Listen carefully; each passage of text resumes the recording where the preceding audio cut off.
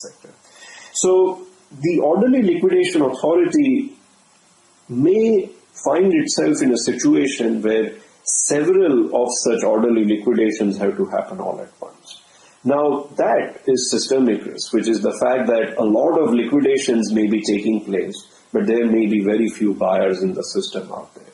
It could mean poor liquidations in the sense of transferring assets over to someone who really doesn't know what best to do with it, but they just simply happen to be safe at that point. Two, it could mean severe collapses in asset prices, which may have some knock-on effects onto others who may be doing mark-to-market, or their creditors might perceive the worth of their balance sheets based on the worth of these assets in the market out there, and so on. Now, typically in situations like this, what you need often is to buy a little bit of time. You need to give the liquidation process a certain amount of time.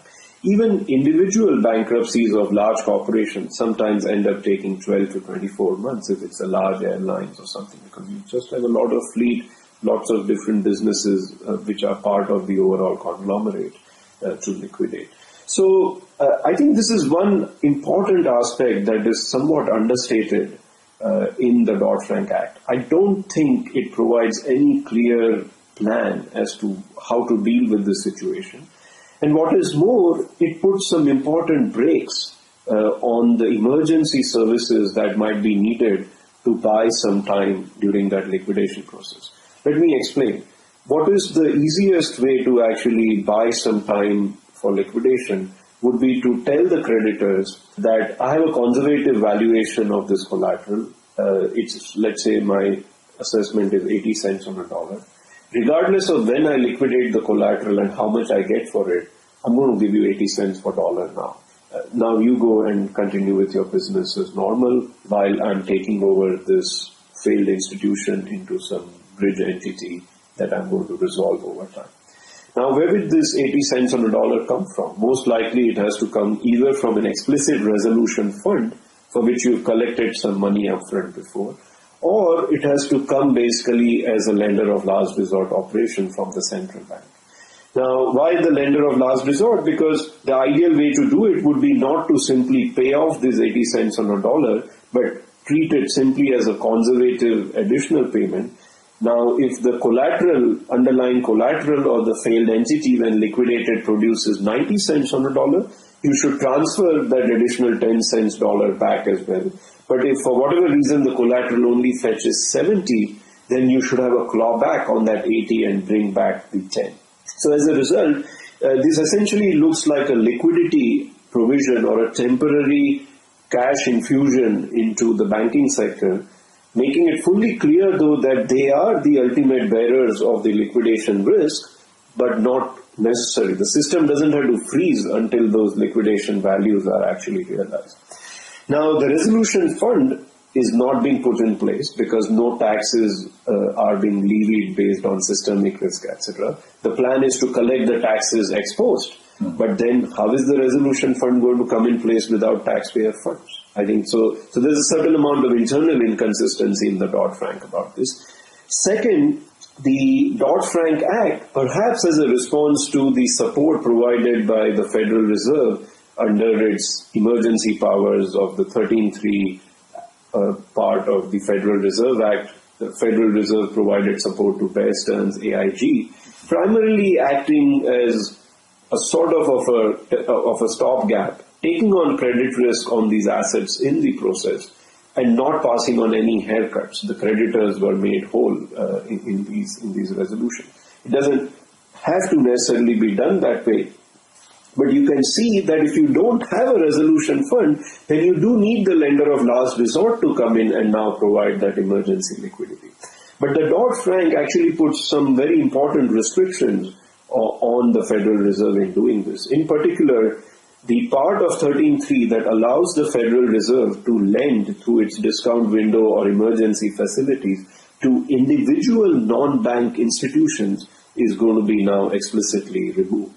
That's going to be prohibited.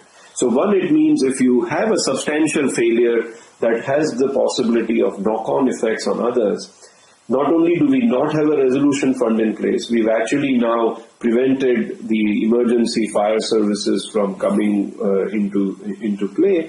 Effectively, it's going to mean that most likely a part of the Dodd-Frank will have to be rewritten when there's a next crisis and a large institutional failure, because taxpayers are going to have to fund the bailout. They might be able to recoup some of their some of the fund injections that they make.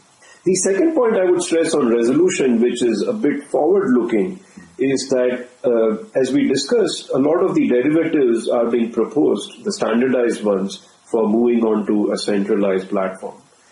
This means we are going to create several new systemically important institutions, which are the clearing houses and centralized counterparties, or individual swap dealers whose primary function is to just provide clearing services.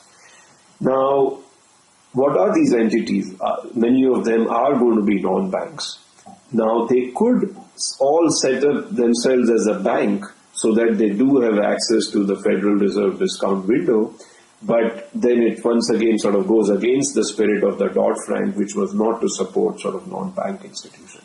In any case, we recommend that clearing houses have access to lender of last resort from the Federal Reserve. In fact, in the book we say that without having a credible resolution authority in place, it's not clear that necessarily curbing the rights or the powers of the Federal Reserve to intervene when there's a large institutional failure is necessarily a good thing.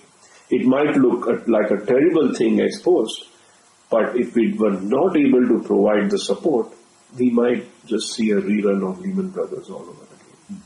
What do you consider to be the single most important issue that should be top of the agenda at the upcoming G20 meetings in Korea?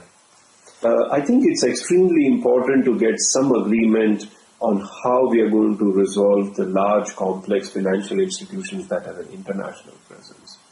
It's not just a matter of the FDIC in the United States or the Bank of England in the UK choosing to wind down a large firm. It's clearly going to have knock-on effects on other parts, on financial sectors in other countries.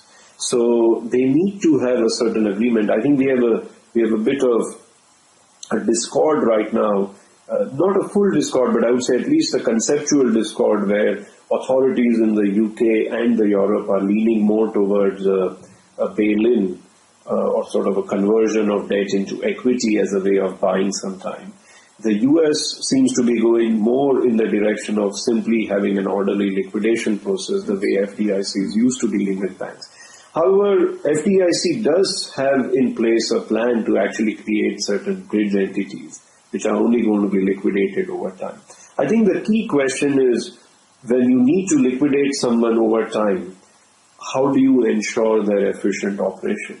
I think as just a few days back, Paul Tucker from Bank of England has highlighted that most likely when you put an institution into liquidation, both its liabilities and assets start running on them. Because for many financial firms, assets are relationships, they are clients and so on.